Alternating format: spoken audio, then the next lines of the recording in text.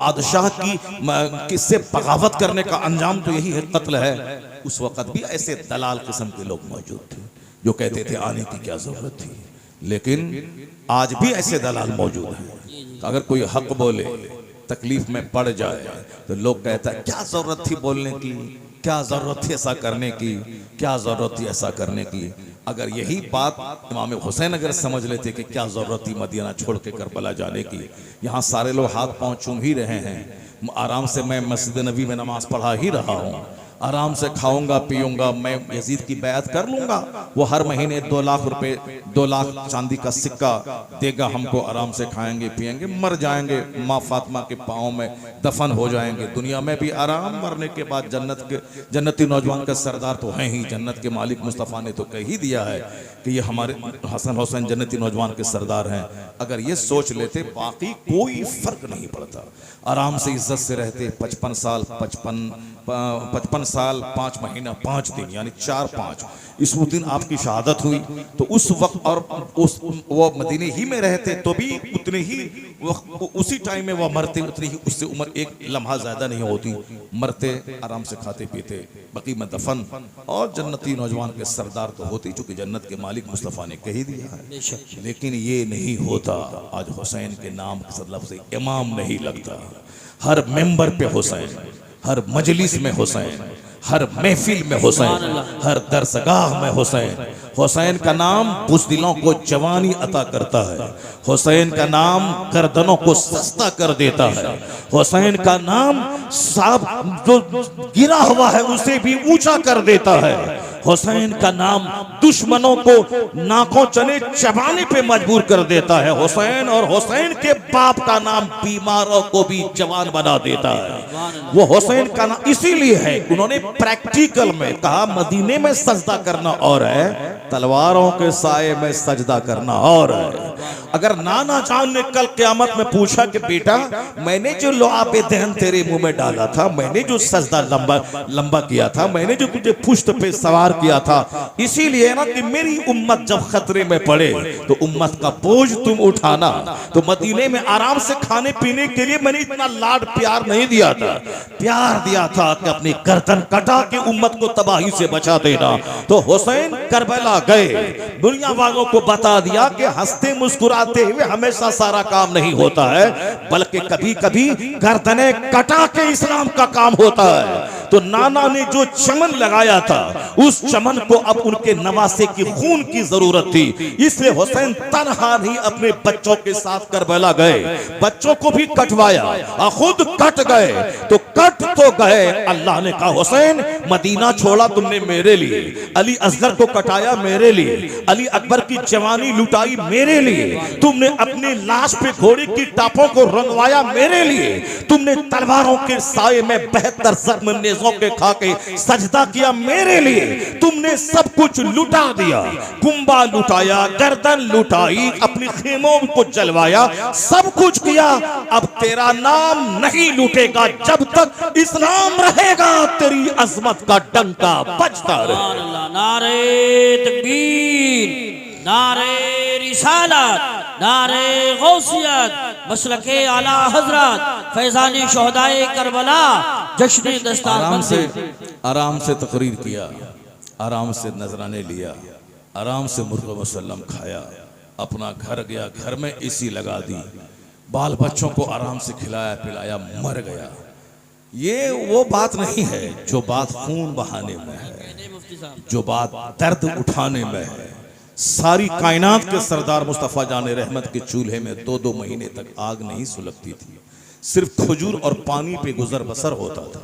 कौन? जो दुनिया के मालिक को मुख्तार है, जिनको अल्लाह ने इख्तियार दिया था कि आप चाहें ओहद पहाड़ को मैं आपके लिए सोना बना दूं, गोल्ड बना दूं, अरब के ज़र्रात, अरब के पत्थर गोल्ड बन के आपके पीछे पीछे चलें। और हुजूर ने कहा था नहीं परवरदिगार, मेरे लिए सोना न बनाया जाए, एक दिन का खाना दे ताकि खाऊं, तेरा शुक्र अदा करूं, और एक दिन फाका करूं ताकि मैं सब्र किया करूं। सुभान अल्लाह। ये है हमारे रहनुमा, हमारे पेशवा की जिंदगी। हम लोग बस आराम से खाया, आराम से एसी में रहे, एसी गाड़ी, एसी रूम, और आराम से खाए पिए और नजराना लिया और चल दिए, और उसके बाद जन्नत भी हाथ से नहीं गई। ऐसा नहीं होता है। ये शहादत कहे उल्फत में कदम रखना है। लोग आसान समझते हैं मुसलमान होना। अगर जिसने हक बोला तमाचा खाया, जो हक बोला जेल में 2-4 साल रहा, जो हक बोला समाज में लोगों की निगाहों में गिर गया, जो हक बोला ये हराम है, यह काम हराम मत करो, लोगों ने 2-4 तमाचा मारा, बड़े हक बोलने वाले आ गए हैं, काम करो अपना, जो मैं कर रहा हूं करने दो, तमाचा खाया। 1 करोड़ रुपए का लिफाफ का हिसाब देना होगा क़यामत में। लेकिन अगर हक बोलने के बदले में तमाचा खाया या 4 दिन जेल में रहा, मालूम है क़यामत के दिन जब हुसैन खून में लथपथ अपने बच्चे असगर अकबर के साथ जब जन्नत जाएंगे, और ये जेल में रहने वाला, गर्दन कटाने वाला, पत्थर खाने वाला, तमाचा खाने वाला, अगर ये कहा हुसैन आप हक बोले तो गर्दन कटी, मैं भी हक बोला था तमाचा खाया हूं, मैं भी हक बोला था जेल में 4 दिन रहा हूं, मैं भी हक बोला था और हमारी जगह छूट गई थी, मेरे बच्चे भूख से तड़प रहे थे। अगर हुसैन ने मुस्कुरा के देख लिया कि तू भी जख्म खुर्दा है, हक की राह में तू भी सताया गया है, आ जाओ मेरे पीछे, 80 बरस का नफल सजदा वहां नहीं ले जाएगा जहां हुसैन की मुस्कुराहट लेके चली जाएगी। अल्लाह माशाअल्लाह माशाअल्लाह। शहादत कहे उल्फत में कदम रखना है। लोग आसान समझते हैं मुसलमान होना, और दलाल बोलता है क्या बोलने की जरूरत थी, ऐसा क्या करने की जरूरत थी, जैसा बोले हैं फंसिए गए, अब कोई साथ नहीं देगा, कोई नहीं देगा। हुसैन आजम के भाई के पीछे वहां तो साहब 40,000 लोगों ने मगरिब की नमाज अदा की थी, इशा की नमाज के बाद एक भी नजर नहीं आया पीछे। बताएं ये किसी बेवफाई है। अगर आज हमारी हिमायत में अगर 1 लाख लोग सड़क पे आ गए, अब 5 दिन के बाद एक बंदा भी नहीं आया, तो आंसू बहाने की जरूरत नहीं है। कमजोरों का काम ये सब नहीं कर। दबंग है तो याद कर मुस्लिम बिन अकील को, जब शहजादे रसूल के साथ ऐसी बेवफाई है, अगर तुम्हारे साथ भी अगर वैसी बेवफाई हो गई तो घबराने की क्या जरूरत है। उनकी सुन्नत अदा हो गई। ये दुनिया तो 100 साल ही तो जिंदा रहेगा, 100 साल से ज्यादा तो जिंदा रह नहीं सकता। ना आप भी जिंदा रहेंगे ना मैं जिंदा रहूंगा। 100 साल के बाद अगर कोई जिंदा रह भी गया तो मुर्दे से बदतर है वो। आंख नहीं, जबान नहीं, पेट नहीं, हाथ पांव नहीं, तो वो तो मुर्दे से बदतर है ना। इसलिए 100 साल के अंदर ही सबको दुनिया छोड़ के जाना है। 100 साल अल्लाह के नजदीक 1 सेकंड है, और जहां जाना है वहां का एक दिन 50,000 साल के बराबर है। अल्लाह अकबर। वहां का एक दिन 50,000 साल के बराबर है।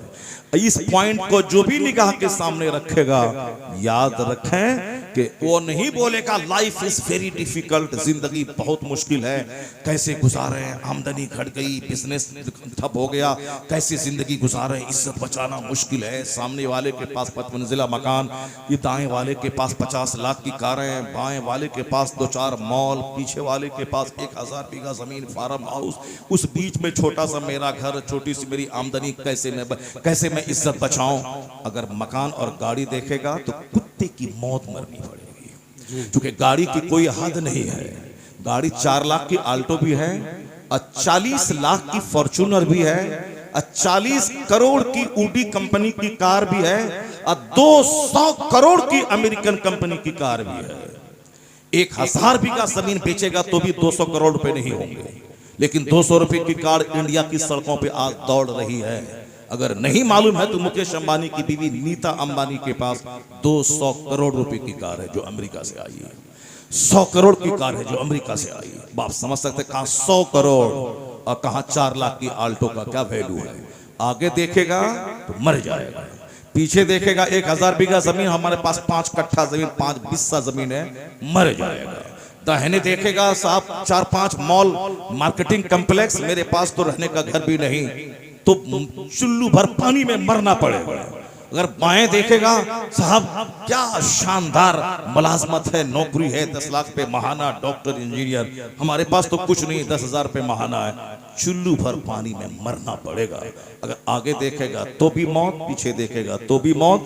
हाँ, अगर मुस्तफा को देख लिया, ये जमींदार तेरे चेहरे की मुस्कुराहट पे रश्क करेगा। इसलिए कि हुजूर ने फरमाया है कि तुम अपने से ऊपर को मत दे, अल्लाह की नेमतों की नाशुक्री तू करेगा, तू मत दे। वला तनजुर